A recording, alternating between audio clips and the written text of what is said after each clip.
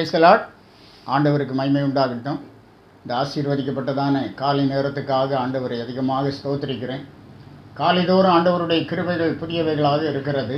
இந்த வேளையிலும் கூட நமக்கு புதிய கிருபைகளை தந்து தேவன் நம்மை ஆசீர்வதித்து நடத்துகிற தேவனாக இருக்கிறார். நாம் தியானிக்கும்படியாக சங்கீதம் 42 முதல் வசனம். மானானது நீரோடைகளை வாஞ்சித்து கதறுவது போல தேவனே என் ஆத்துமா உம்மை வாஞ்சித்து கதறுகிறார். வாஞ்சித்து கதறுகிற ஒரு அனுபவம். மான்கள் எப்படி நீரோடைகளை வாஞ்சித்து கதறுகிறதோ, வேநீர் காலத்தில் வனாந்திரமான பகுதிகளில் பார்க்கும்போது தண்ணீர் இல்லாத வேளையாக இருக்கும். மான்கள் நீரோடைகளை வாஞ்சித்து கதறும். அதுபோல் ஆண்டவரே என் ஆத்துமா உம்மை வாஞ்சித்து கதறுகிறார். கர்த்தருடைய பிள்ளைகள் எப்போதும் தேவன் மேல் வாஞ்சையாக இருக்க வேண்டும். ஆண்டவரிடத்தில் நாம் அதுதான் கேட்க வேண்டும். ஆண்டவரே, உண்மையில் வாஞ்சையாக இருக்கிற ஒரு இருதயத்தை எனக்கு தார். எப்போதும் உம்மை வாஞ்சிக்கிற ஒரு இருதயத்தை எனக்கு தார். எப்போதும் உம்முடைய வார்த்தைகளை வாஞ்சிக்கிற ஒரு இருதயத்தை எனக்கு தார். வீணான சிந்தனைகளை என்னை விட்டு அகற்றும் என்று ஆண்டவரிடத்தில் நாம் கேட்க வேண்டும். எப்படி மான்கள் நீரோடைகளை வாஞ்சித்து கதறுகிறதோ, அதுபோல் ஆண்டவரே என் ஆத்துமா உம்மை வாஞ்சித்து கதறட்டும் என்று கர்த்தரிடத்தில் நாம் கேட்போமாக. அப்போஸ்தலனாகிய பேதுரு எழுதுகிறார் முதல் நிருபத்தில் 2ஆம் அதிகாரம் 3வது வசனத்தில் சொல்லுகிறார், நீங்கள் வளரும்படி புதிதாய் பிறந்த குழந்தைகளைப் போல திருவசனமாகிய களங்கமில்லாத ஞானப்பாலின் மேல் வாஞ்சையாயிருங்கள். நீங்கள் வளரும்படி புதிதாய் பிறந்த குழந்தைகளைப் போல திருவசனமாகிய களங்கமில்லாத ஞானப்பாலின் மேல் வாஞ்சையாயிருங்கள் என்று சொல்லுகிறத பார்க்க. தேவ பிள்ளைகளாகிய நாம் தேவனுடைய காரியங்களில் அதிக வாஞ்சையாய் காணப்பட வேண்டும். திருவசனமாகிய களங்கமில்லாத ஞான பாலின் மேல் அதிக வாஞ்சையாய் காணப்பட வேண்டும்.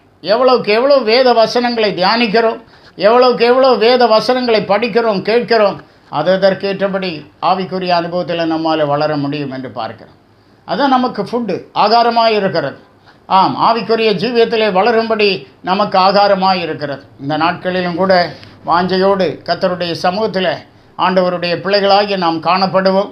நம்முடைய தேவன் என்னென்றைக்கு நம்முடைய தேவனாக இருக்கிறார். அவர் நம்மை நடத்துவார்.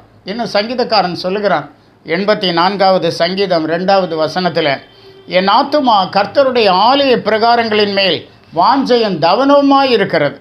என் இருதயமும் என் மாம்சமும் ஜீவனுள்ள தேவனை நோக்கி கம்பீர சத்தமிடுகிறது என்று சொல்லுகிறத பார்க்கிறோம். இந்த அருமையான நேரத்திலும் கூட நம்முடைய மாம்சம், நம்முடைய இருதயம் ஆண்டவருடைய ஆலய பிரகாரங்களை வாஞ்சிக்கட்டும்.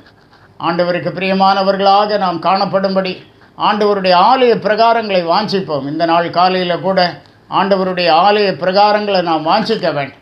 வாஞ்சித்து ஆராதனைகளில் பங்கு கொண்டு கர்த்தரை மகிமைப்படுத்தி ஆண்டவருக்கென்று நாம் காணப்பட வேண்டும். ஒரு வாஞ்சையுள்ள இருதயம், தவனமுள்ள இருதயத்தோடு ஆண்டவரிடத்தில் சேரும்போது கர்த்தர் நம்முடைய வாஞ்சைகளை திருப்தி ஆக்குகிற தேவன். மானானது எப்படி நீரோடைகளை வாஞ்சித்து கதறுகிறதோ, அதுபோல ஆண்டவரே என் ஆத்துமா உம்மை வாஞ்சித்து கதறுகிறது என்று பக்தன் சொன்னது போல அந்த பக்தனோடு நாமும் கூட சேர்ந்து ஆண்டவருடைய நாமத்தை துதிப்போம், ஸ்தோத்திரிப்போம், அவரை வாஞ்சித்து கதறுவோம். கர்த்தர் நம்மோடு கூட இருக்கிற தேவனாக இருக்கிறார். ஜெபிப்போம். வார்த்தையில் உண்மையுள்ள எங்கள் நல்ல ஆண்டவரே, உம்மை நாங்கள் துதிக்கிறோம்.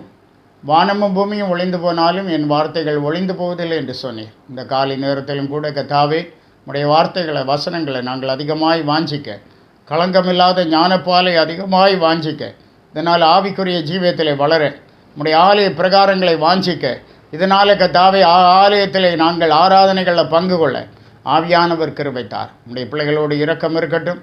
இவர்களை ஆசீர்வதியும், பெரிய காரியங்களை செய்யும். இயேசு மூலம் கேட்கிறோம் பிதாவே. ஆமென். ஆமென். God bless you.